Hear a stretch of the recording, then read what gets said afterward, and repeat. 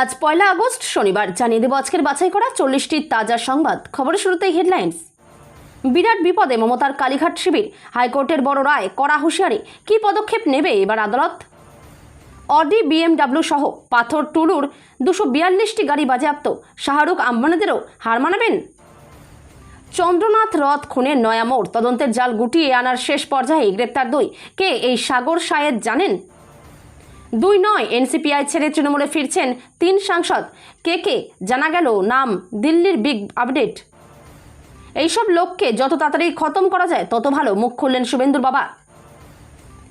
মুখ্যমন্ত্রীর উপর হামলার চক্রান্তে পুলওয়ামা যোগ, ধৃত হামিমের কানেকশনে থাকা কে এই মাস্টারমাইন্ড সাজ্জাদ ভাট? প্রধানমন্ত্রী সব ঠিক করে দিলে আইনের স্বচ্ছতা কোথায় থাকে? কেন্দ্রকে বিরাট তোপ সুপ্রিম কোর্টের। বাকিরা কেবল বংশ পরিবারকে এগিয়ে দেয়, বিজেপি ছাড়ার গুঞ্জনের মধ্যেই বড় বার্তা দিলেন কেন্দ্রীয় নেতা। সব খতিয়ে দেখা হচ্ছে, শেখ হাসিনার প্রত্যর্পণ সংক্রান্ত ঢাকা ও দিল্লির টানাপোড়েনে বড় আপডেট দিল ভারত। নন্দীগ্রাম রেজিনগর উপনির্বাচন নিয়ে বড় চমক বিজেপির। শুভেন্দুর ঘরে কাকে দায়িত্ব দেওয়া হলো? রেজিনগর নিয়েও বিরাট পরিকল্পনা। শাহের ইস্তফা দাবির পাশাপাশি মোদীকেও নিশানা ককরোচের। রাজ্যসভায় প্রশ্ন ফাঁস প্রতিরোধী বিলে আপত্তি, বিতর্কে প্রিয়াঙ্কা। আগস্ট থেকেই এলপিজি সিলিন্ডার কিনতে খরচ হবে বাড়তি 300 টাকা। কোন গ্রাহকদের জন্য জেনে নিন। কোনো হদিশ নেই মোসাদ সিআইএর বাঘা বাঘা গোয়েন্দাদের ঘোল খাইয়ে কোথায় লুকিয়ে মোস্তফা? নয়া অ্যাপেই পার্কিং ফ্রি, নিয়ম ভাঙলেই ফাইন। শহরে পার্কিং নিয়ে কড়া নিয়ম ঘোষণা মন্ত্রী অগ্নিমিত্রার। জনগণনা 2026 শনিবার থেকে শুরু রাজ্যে জনগণনা। দেখে নিন যে 33টি প্রশ্নের উত্তর দিতে হবে। এফসিআরএ সংশোধনী বিল নিয়ে সংসদে আলোচনার প্রস্তুতি বিরোধীদের। রাম মন্দির ইস্যুতে অনর এসপি। পোল্যান্ডের মাটিতে রুশ হামলা, ক্ষেপণাস্ত্রের জবাবে যুদ্ধবিমান মোতায়েন ন্যাটোর। বিতর্ক ছাড়াই জন্ম মৃত্যু নথিভুক্তির বিল লোকসভায় পাশ করালো কেন্দ্র। প্রতিবাদে বিরোধীরা, মুলতবি হয়ে গেল অধিবেশন। আরাবুলকে সরাতে এবার জোট বাঁধল তৃণমূল আইএসএফ, ভাঙড়ের নয়া সমীকরণ। ঋতব্রত তৃণমূল মোহভঙ্গ, ইডি জেরার পরে বিস্ফোরক মদন মিত্র বললেন। অন্নপূর্ণা ভান্ডার যোজনা কবে ঢুকবে? অন্নপূর্ণা ভান্ডারের 3000 টাকা, তারিখ উল্লেখ করে আশ্বাস মুখ্যমন্ত্রীর। অশালীন ভাষার জন্য এফআইআর নিন্দনীয়। সৌরভ দাস প্রশ্ন তুললেন, সাংসদদের বিরুদ্ধে কেন ব্যবস্থা নেওয়া হচ্ছে না? পেট্রোলে 20% ইথানল মেশানোয় কি ইঞ্জিন নষ্ট হচ্ছে? লোকসভায় বড় তথ্য দিল কেন্দ্র। রেশনের নিয়মে বড়সড় বদল, রাজ্যের নির্দেশ খারিজের পথে কেন্দ্র। পুজোর আগেই পিএম কিষাণ যোজনায় টাকা ঢুকবে অ্যাকাউন্টে, জানুন কারা পাবেন না টাকা। মমতাকে দেখে ভোট দিয়েছি, বিধায়ক ঋতব্রত শিবিরে যেতেই ভোট ফেরত চাইলেন তৃণমূল কর্মী। পুরনো সব টাকা বাতিল, ভারতে এবার চালু হবে নতুন প্লাস্টিকের নোট। কবে যেতে হবে ব্যাংকে? প্রবল বৃষ্টিতে একাধিক জেলায় স্কুল ছুটির ঘোষণা, সোমবার থেকে বন্ধ থাকবে স্কুল। নিট কাণ্ডের মধ্যেই ওড়িশায় ডাক্তারি পরীক্ষায় প্রশ্ন ফাঁস, অভিষেকের তোপ। বিজেপির ভারতের এটাই সংজ্ঞা। লক্ষ্মী যোজনায় মাসে মাসে পাবেন 2500 টাকা। 1 আগস্ট থেকে খুলছে পোর্টাল, কিভাবে আবেদন করবেন? টুলু মণ্ডল কিসের ঘনিষ্ঠ? ঝাঁঝিয়ে উঠলেন অনুব্রত। টুলুর মেয়ের বিয়েতে যাওয়া নিয়েও মুখ খুললেন কেষ্ট। উপনির্বাচনের প্রস্তুতি শুরু করল বিজেপি, নন্দীগ্রামের দায়িত্বে জ্যোতির্ময়। রেজিনগরে প্রবাল, চলতি সপ্তাহেই আসরে নেতারা। আয়কর রিটার্নের শেষ দিন 31শে জুলাই না 31শে আগস্ট? আইটিআর নিয়ে বড় আপডেট। এতক্ষণ শুনছিলেন সংবাদ শিরোনাম, এবার শুনবেন বিস্তারিত খবর। 21শে জুলাইয়ের শহীদ সমাবেশকে কেন্দ্র করে কলকাতা হাইকোর্টের চরম বিপদের মুখে কালীঘাট তৃণমূল কংগ্রেস।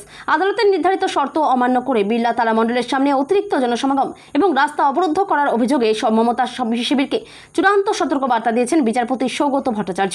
আদালতের স্পষ্ট হুঁশিয়ারি, ভবিষ্যতে বিচার প্রক্রিয়া বা নির্দেশের খেলাপ করা হলে তা অত্যন্ত গুরুত্ব দিয়ে দেখা হবে এবং কঠোর পদক্ষেপ গ্রহণ করা হবে।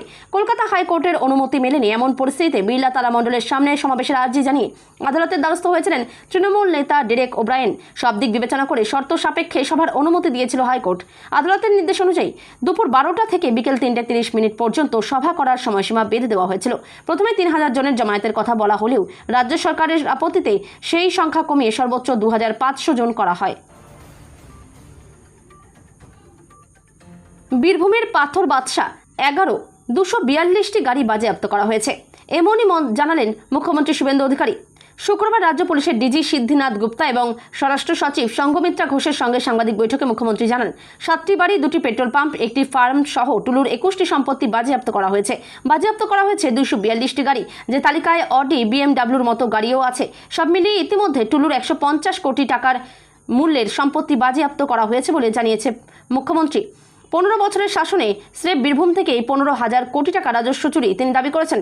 টুলুর মাধ্যমে সরকারের বিপুল পরিমাণ রাজস্ব চুরি হয়ে যেত। মমতা বন্দ্যোপাধ্যায়ের 15 বছরের শাসনে স্রেফ বীরভূম থেকেই 15,000 কোটি টাকা রাজস্ব চুরি করা হয়েছিল, আর সেটা সরকারের সর্বোচ্চ স্তরের নির্দেশ ছাড়া কোনোভাবেও সম্ভব ছিল না বলে অভিযোগ করেছেন মুখ্যমন্ত্রী।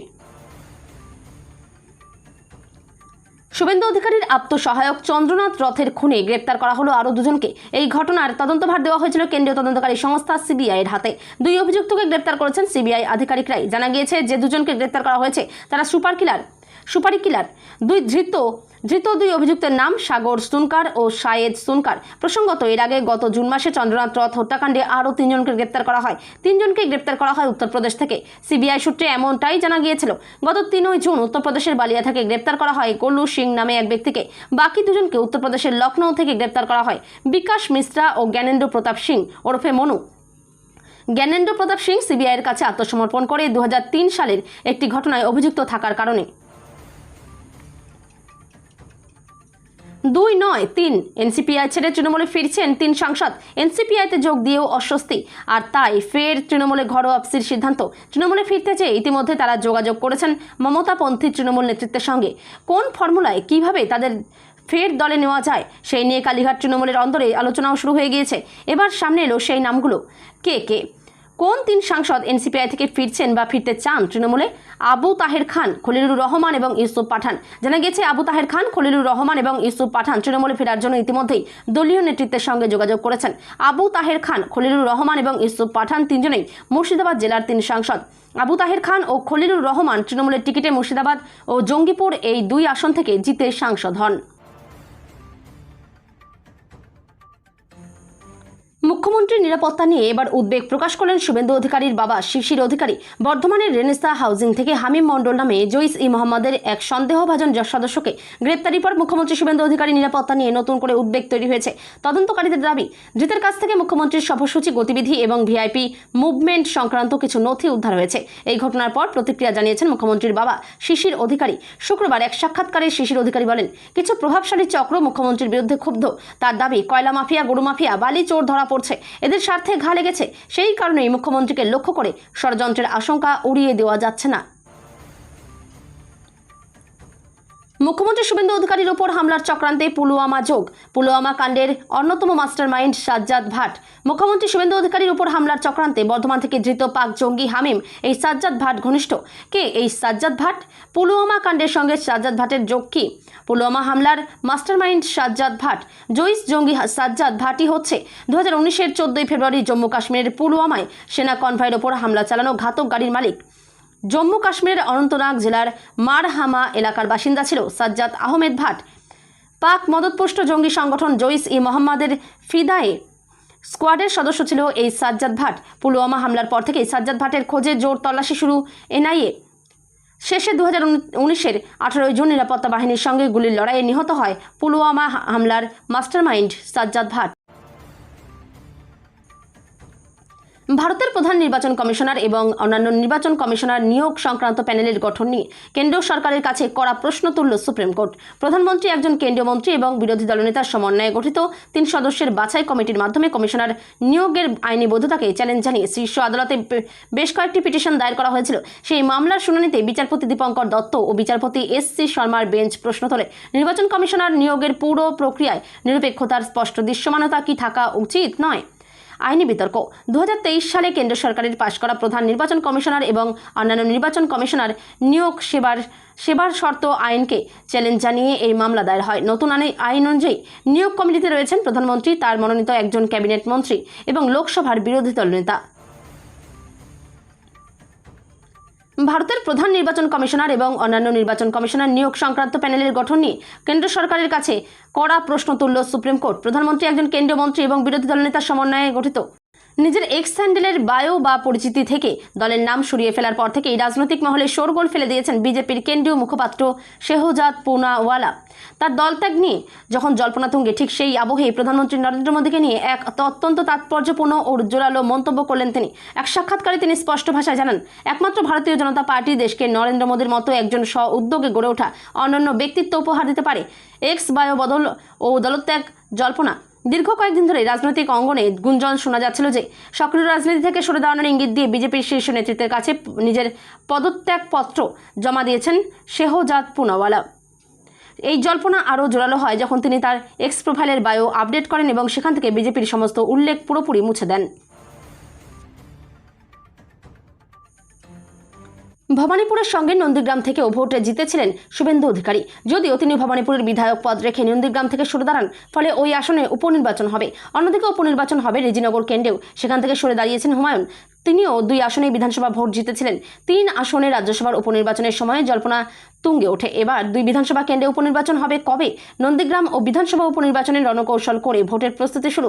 যদিও দিনক্ষণ এখনও ঘোষণা হয়নি, তবে উপনির্বাচনের জন্য প্রস্তুতি শুরু করে দিল বিজেপি, এমনটাই সূত্রের খবর। নন্দীগ্রাম বিধানসভা কেন্দ্রের দায়িত্ব দেওয়া হয়েছে রাজ্য বিজেপির সাধারণ সম্পাদক ও সাংসদ জ্যোতির্ময় সিংহ মাহাতোকে। নন্দীগ্রাম বিধানসভা আসন মুখ্যমন্ত্রী শুভেন্দু অধিকারীর নিজের গড়। গ্রাম থেকে শুরু করে শহর, বর্তমানে প্রায় সর্বত্রই এলপিজি গ্যাসে রান্না হয়। উনুন কিংবা স্টোভ ব্যবহার করার চল এক প্রকার উঠে গিয়েছে। তবে এবার জানা যাচ্ছে 1 আগস্ট থেকে কয়েকজন এলপিজি গ্রাহকের সিলিন্ডার কিনতে বাড়তি 300 টাকা খরচ হতে পারে। কাদের বাড়তি 300 টাকা খরচ হবে? দেশের দরিদ্র পরিবারের মহিলারা যাতে নিরাপদ ও ধোঁয়ামুক্ত পরিবেশে রান্না করতে পারেন, সেই জন্য পিএম উজ্জ্বলা যোজনা চালু করেছে কেন্দ্রীয় সরকার। এই প্রকল্পের মাধ্যমে বিনামূল্যে এলপিজি সংযোগ দেওয়া হয়। সেই সঙ্গেই আরও বেশ কিছু সুবিধা রয়েছে। তবে এবার এই উজ্জ্বলা যোজনার কিছু উপভোক্তাদেরই 1 আগস্ট থেকে সিলিন্ডার কিনতে বাড়তি 300 টাকা করে খরচ হতে পারে।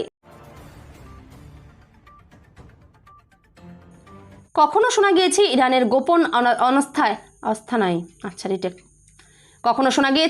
গোপন আস্তানায় গা ঢাকা দিয়ে রয়েছেন। আবার দাবি করা হয়েছে ইরান ছেড়ে অন্যত্র চলে গিয়েছেন। গত 5 মাস ধরে ইরানের সুপ্রিম লিডার মোস্তফা খামেনেই কার্যত ঘোল খাইয়ে ছেড়েছেন মোসাদ, CIA এর মতো সংস্থার বাঘা বাঘা গোয়েন্দাদের। মোস্তফার অবস্থান জানতে 2 গোয়েন্দা সংস্থা উঠে পড়ে লাগলেও কোনো হদিশ মেলেনি তার। স্বাভাবিকভাবেই প্রশ্ন উঠছে, তবে কি হাওয়ায় মিলিয়ে গেলেন মোস্তফা? আমেরিকা ও ইসরায়েলের যৌথ হামলায় পিতা আয়াতুল্লাহ খামেনেইয়ের মৃত্যুর পর ইরানের সুপ্রিম লিডারের দায়িত্ব নেন 56 বছরের মোস্তফা। তবে পদে বসার পর থেকে গত 5 মাসে একবারও জনসমক্ষে দেখা যায়নি তাকে। কোথায় তিনি রয়েছেন সে বিষয়ে স্পষ্ট কোনো তথ্য নেই। এই পরিস্থিতিতে মোস্তফাকে খুঁজতে গোপনে উচ্চ পর্যায়ের অভিযান শুরু করেছে মার্কিন গোয়েন্দা সংস্থা CIA ও ইসরায়েলের মোসাদ। দাবি করা হচ্ছে মোস্তফা সম্পর্কে শেষ যে তথ্য সামনে এসেছিল তা হলো ফেব্রুয়ারি মাসের সেই হামলায় তিনি গুরুতরভাবে আহত। পার্কিং নিয়ে নতুন অ্যাপের মাধ্যমে পার্কিং ফ্রি, পার্কিং কর্মীদের জন্য ইউনিফর্ম, এমনকি ID কার্ডও। শহরের পার্কিং ব্যবস্থায় আমূল পরিবর্তন। পুজোর আগেই শহরের পার্কিং ব্যবস্থাকে ঢেলে সাজাচ্ছে পুর ও নগর উন্নয়ন দপ্তর। পুলিশের সঙ্গে বৈঠকের পর একথা জানালেন পুর ও নগর উন্নয়ন দপ্তরের মন্ত্রী অগ্নিমিত্রা পাল। শহরের বৈধ পার্কিং লটকে চিহ্নিতকরণ করা হচ্ছে। কলকাতা পুরসভা এলাকায় মোট 15,000 বৈধ পার্কিং লটকে চিহ্নিতকরণ করা হয়েছে। এই পার্কিং লটগুলির জন্য নতুন করে টেন্ডার ডাকা হবে। টেন্ডার প্রাপ্ত কর্মীদের দেওয়া হবে ID কার্ড, থাকবে নতুন পোশাকও। পাশাপাশি পার্কিং নিয়ে নতুন অ্যাপ আনছে রাজ্য সরকার। এই অ্যাপের মাধ্যমে দেওয়া যাবে পার্কিং ফ্রি। কোথায় পার্কিং খালি রয়েছে অ্যাপে থাকবে সেই তথ্য। শনিবার থেকে পশ্চিমবঙ্গে শুরু হচ্ছে জনগণনা 2026। নাগরিকদের যে 33টি প্রশ্নের উত্তর দিতে হবে তার সম্পূর্ণ তালিকা ও গুরুত্বপূর্ণ তথ্য এক নজরে দেখে নিন। কাল শনিবার 1 আগস্ট থেকে রাজ্যে শুরু হচ্ছে জনগণনা। এই প্রথমবার চালু হচ্ছে সম্পূর্ণ ডিজিটাল পদ্ধতিতে সেলফ এনুমারেশন বা স্বশুমার। আপনি নিজে তথ্য দিয়ে ফর্ম পূরণ করতে পারবেন। তবে অনলাইনের পাশাপাশি অফলাইনেও হবে জনগণনার কাজ। 1 আগস্ট থেকে 15 আগস্ট পর্যন্ত অনলাইনের মাধ্যমে জনগণনার কাজ করা হবে। তারপরে শুরু হবে অফলাইনে জনগণনার কাজ। 15 আগস্ট থেকে 15 সেপ্টেম্বর পর্যন্ত চলবে অফলাইনে জনগণনার কাজ। এই কাজের মূল দায়িত্বে রয়েছে শিক্ষক শিক্ষিকাদের ওপর। নাগরিকদের SEcensusgovernment.in পোর্টালে লগইন করে 7টি ধাপে ফর্ম পূরণ করতে হবে। সব মিলিয়ে 34 প্রশ্নের উত্তর দিতে হবে। গৃহকর্তা বা গৃহকর্ত্রীর নাম, মোবাইল নম্বর, ঠিকানা, পিনকোড থেকে শুরু করে খুঁটিনাটি সব তথ্য দিতে হবে। ছাত্রছাত্রীদের একাধিক ইস্যুতে সরকারের বিরুদ্ধে ঐক্যবদ্ধ প্রতিবাদের পর এবার সংসদে নিজেদের অবস্থান পুনর্বিবেচনা করতে হচ্ছে, কারণ ইন্ডিয়া জোটের একটি অংশ ফরেন কন্ট্রিবিউশন রেগুলেশন সংশোধনী বিল 2026 নিয়ে আলোচনায় অংশ নিতে আগ্রহী। অন্যদিকে জোটের দ্বিতীয় বৃহত্তম শরিক দল সমাজবাদী পার্টি রাম মন্দিরের অনুদান কেলেঙ্কারির অভিযোগে প্রতিবাদ জারি রাখতে চায়। বৃহস্পতিবার সংসদের রণকৌশল ঠিক করতে আয়োজিত বিরোধীদের বৈঠকে কংগ্রেস, বাম এবং তৃণমূল কংগ্রেসের মতো কয়েকটি দলের নেতারা FCR এর সংশোধনী বিলের ওপর আলোচনায় অংশ নেওয়ার পক্ষে সওয়াল করেছেন বলে সূত্রের খবর। সরকারের পক্ষ থেকে অবশ্য এখনও স্পষ্টভাবে কিছু জানানো হয়নি যে তারা বিলটি আলোচনার জন্য তুলবে কিনা। চলতি বছরের মার্চ মাসে বিলটি পেশ করা হলেও প্রতিবাদের মুখে তা স্থগিত রাখা হয়েছিল। তবে বুধবার হিন্দুস্তান টাইমসকে এক বিরোধী নেতা জানিয়েছেন, আগামী সোমবার এই বিলটি সংসদে আলোচনার জন্য তোলা হতে পারে। রুশ ইউক্রেন যুদ্ধের আজ এসে পড়ল প্রতিবেশী দেশেও, যা কার্যত উস্কে দিল তৃতীয় বিশ্বযুদ্ধের আগুন। ন্যাটোর সদস্য দেশ পোল্যান্ডের আকাশসীমায় ঢুকে পড়ল রাশিয়ার ক্ষেপণাস্ত্র। এই ঘটনার সামনে আসতে শোরগোল পড়ে গিয়েছে। বিষয়টি সামনে আসার সঙ্গে সঙ্গে ন্যাটোর দেশগুলির তরফে পোল্যান্ডের মোতায়েন করা হয়েছে F-16 ফাইটার জেট। নড়ে চড়ে বসেছে ইউরোপের দেশগুলি। জানা যাচ্ছে, সম্প্রতি পূর্ব পোল্যান্ডের তার নাওয়া কলোনিয়া গ্রামে আছড়ে পড়ে একটি রুশ ক্ষেপণাস্ত্র। এই ঘটনায় হতাহতের কোনো ঘটনা না ঘটলেও বিরাট গর্ত তৈরি হয়েছে। মনে করা হচ্ছে রাতভর ইউক্রেনের রাশিয়ার তরফে যে হামলা চালানো হয় তারই একটি কোনোভাবে ঢুকে পড়ে পোল্যান্ডে। তবে বিষয়টিকে মোটে ভালো চোখে দেখছে না পোল্যান্ড ও ন্যাটো গোষ্ঠী। ঘটনার পর থেকে ন্যাটো ও পোল্যান্ডকে সর্বোচ্চ সতর্কতা রাখা হয়েছে। ক্ষেপণাস্ত্র শনাক্ত হওয়ার পর ন্যাটোর সদস্য দেশগুলো F-16 যুদ্ধবিমান, আকাশের জ্বালানি সরবরাহকারী বিমান মোতায়েন করেছে পোল্যান্ড। সরকারি সূত্রের খবর, SIR পর্ব চলাকালীন এক শ্রেণীর মানুষ স্থানীয় পর্যায়ে প্রভাব খাটিয়ে বা ঘুষ দিয়ে জন্মের জাল শংসাপত্র বার করে তা প্রমাণ হিসেবে জমা দিয়েছেন বলে অনেক ক্ষেত্রেই অভিযোগ উঠেছে। তার প্রেক্ষিতে আইন সংশোধনের এই উদ্যোগ কোনো বিতর্ক ছাড়াই জন্ম মৃত্যুর নথিবদ্ধকরণ আইন সংশোধনী বিল লোকসভায় পাশ করিয়ে নিল প্রধানমন্ত্রী নরেন্দ্র মোদীর সরকার। জন্ম মৃত্যুর ঘটনার নথিবদ্ধকরণ দেরি করে যাতে না হয়, মূলত তা নিয়ে করা পদক্ষেপের লক্ষ্যে কেন্দ্র আইন সংশোধনে সক্রিয় হয়েছে। সংসদে সরকারের তরফে জানানো হয়েছে, জন্ম বা মৃত্যুর ঘটনা যথাযথ সময়ে নথিভুক্ত করার জন্য নাগরিকদের সচেতন করতেই বিলটি আনা হয়েছে। তবে সরকারের একটি সূত্র জানাচ্ছে, ভোটার তালিকার বিশেষ নিবিড় সংশোধন চলাকালীন এক শ্রেণীর মানুষ স্থানীয় পর্যায়ে প্রভাব খাটিয়ে বা ঘুষ দিয়ে জন্মের জাল শংসাপত্র বার করে তা প্রমাণ হিসেবে জমা দিয়েছেন বলে অনেক ক্ষেত্রেই অভিযোগ উঠেছে। 4 মাসেই মোহভঙ্গ, আরাবুলে অ্যালার্জি। পঞ্চায়েত সমিতি থেকে তাজা নেতাকে সরাতে এবার অনাস্থা আনল আইএসএফ, তাও আবার তৃণমূলের সঙ্গে জোট করে। ভাঙড়ের রাজনীতিতে নয়া সমীকরণ। বিধানসভা ভোট তখন দোরগোড়ায়। মার্চের শেষের দিকে তৃণমূল ছেড়ে আইএসএফতে যোগ দেন আরাবুল ইসলাম। ক্যানিং পূর্বে টিকিটও পেয়েছিলেন তিনি। ভোটে অবশ্য জিততে পারেননি, তবে ভাঙড় 2 নম্বর পঞ্চায়েত সমিতির সভাপতির পদে এখনও আরাবুলই পুরনো পদে রয়ে গিয়েছেন তিনি। সেই পঞ্চায়েত সমিতিতে আরাবুলের বিরুদ্ধে তৃণমূলের সঙ্গে জোট বেঁধে অনাস্থা এসেছে তার নিজের দল আইএসএফ। ভাঙড় 2 নম্বর পঞ্চায়েত সমিতিতে আসন সংখ্যা 30। 2023 সালের পঞ্চায়েত ভোটে 18 আসন পেয়েছিল তৃণমূল। আইএসএফ যে দখলে 5। তৃণমূল ও আইএসএফ সদস্য একযোগে আরাবুলের বিরুদ্ধে মহকুমা শাসকের কাছে অনাস্থা প্রস্তাব জমা দিয়েছেন। প্রস্তাব খতিয়ে দেখা হচ্ছে বলে খবর।